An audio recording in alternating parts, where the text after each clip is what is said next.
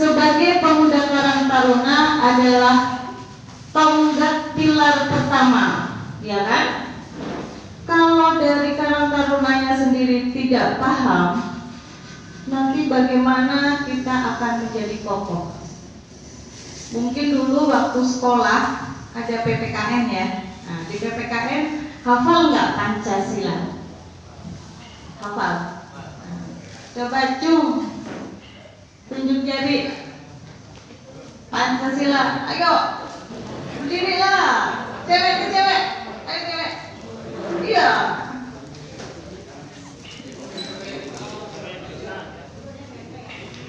Oke, kita belajar lagi nih Pancasila. Ayo harus hafal. Pancasila. 1. Ketuhanan yang Maha Esa. 2. Kemanusiaan yang adil dan beradab. 3. Persatuan Indonesia. 4. Kerakyatan yang dipimpin oleh hikmat, kebijaksanaan, dan permusyawaratan perwakilan.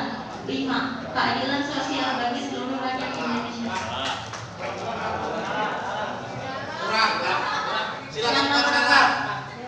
Yang nomor 4 coba diulangi yang nomor 4.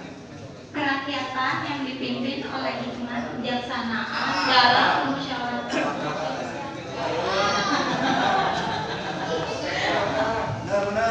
Tepuk tangan, Bapak.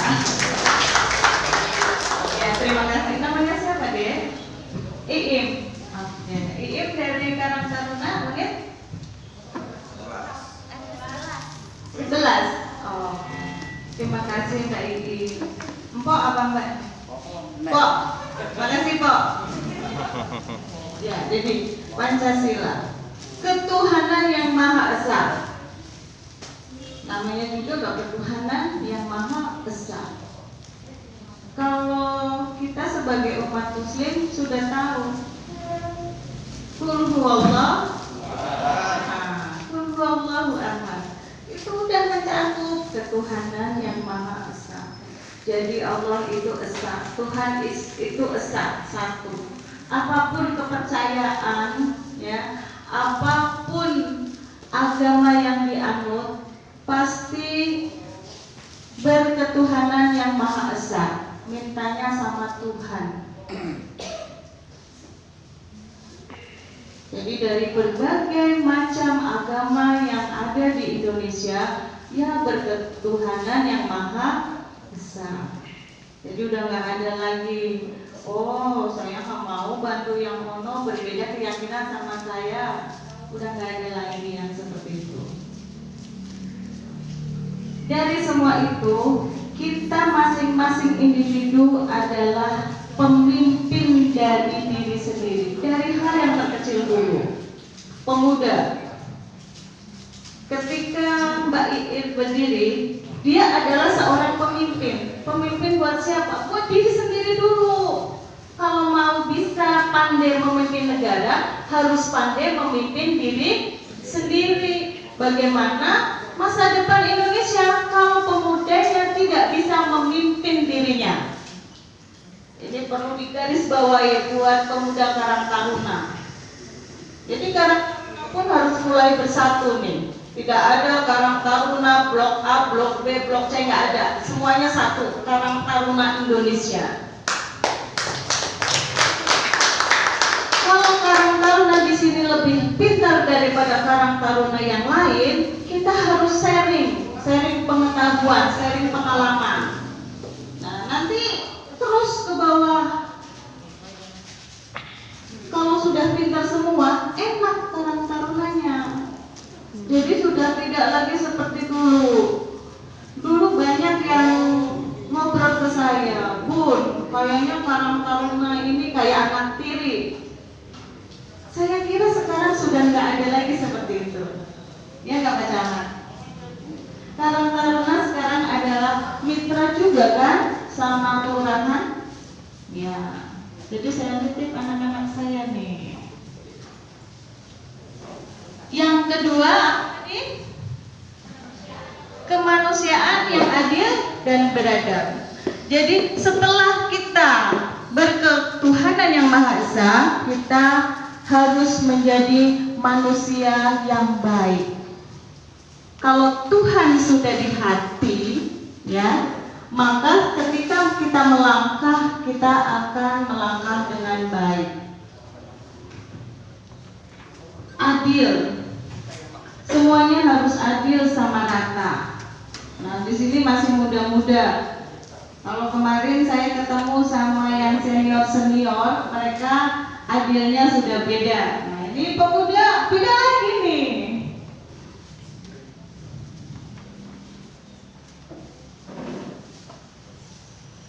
Selanjutnya, Persatuan Indonesia. Dalam Persatuan Indonesia ini yang perlu diketahui bersama adalah, terutama nih di Jakarta. Jakarta saya akui itu top markotop. Warga Jakarta menerima dari berbagai suku di Indonesia, dari Sabang sampai Merauke ada di Jakarta, dan kita terima dengan baik. Setuju? Itu sudah mencerminkan kalau kalian itu sebagai bangsa adalah mempunyai rasa persatuan Indonesia. Coba kita lihat, ketika kita duduk di Jakarta, dari Sumatera datang, nah itu abang kita juga, ya kan? Dari Jawa datang, nah itu mbak kita juga. Sebenarnya kalian ini sudah melaksanakan dengan baik persatuan Indonesia ini.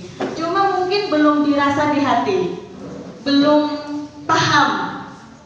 Oh, ternyata saya tuh sudah melaksanakan sila yang ketiga, Persatuan Indonesia. Sudah menerima dengan baik segala suku bangsa yang datang, suku daerah yang datang di Jakarta.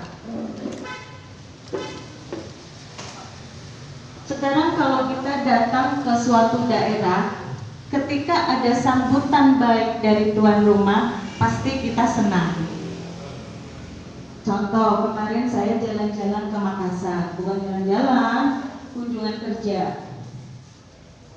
Ketika saya disambut dengan baik, dengan ramah, saya langsung berpikir, wah ini 4 pilar kebangsaan, Persatuan Indonesia. Begitupun saya harap di Cengkareng seperti itu. Pemudanya nih tidak jadi blok-blokan. Kalau ada suku pendatang, welcome, ajak bicara dengan baik, ya. Jadi tidak ada kesukuan lagi. Kayak cerita-cerita yang kemarin di Bekasi kalau nggak salah, sampai semua warga Betawi turun. Kan nggak enak kalau seperti itu, ya. Karena pasti semua suku itu mempunyai adat dan kebiasaan yang berbeda.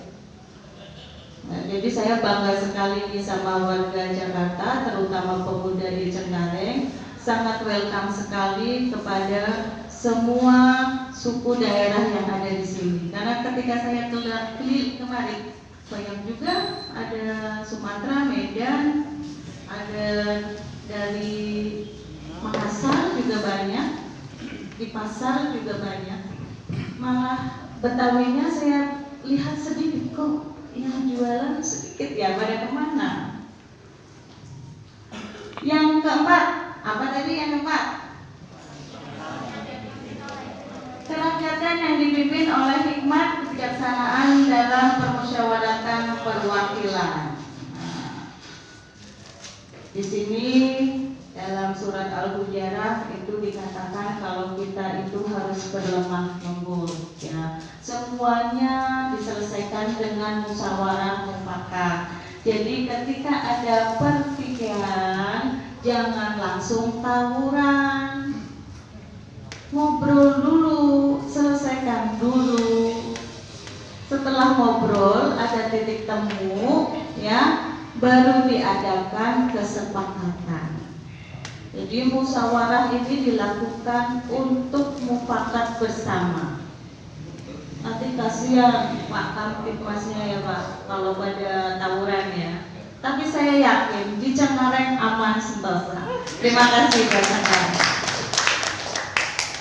Yang ketiga adalah keadilan sosial bagi seluruh rakyat Indonesia. Nah, untuk bicara keadilan ini, pasti akan banyak pertanyaan. Bu, di Indonesia ini belum adil. Nah, sekarang keadilan itu keadilan yang seperti apa? Ya. Saya pikir untuk keadaan kali ini semuanya sudah adil walaupun belum merata. Tapi insya Allah dengan berjalannya waktu akan ada pemerataan. Tinggal tunggu waktunya aja. Jadi nggak usah khawatir. Untuk pilar yang kedua adalah Undang-Undang Dasar 1945. Siapa yang hafal alinea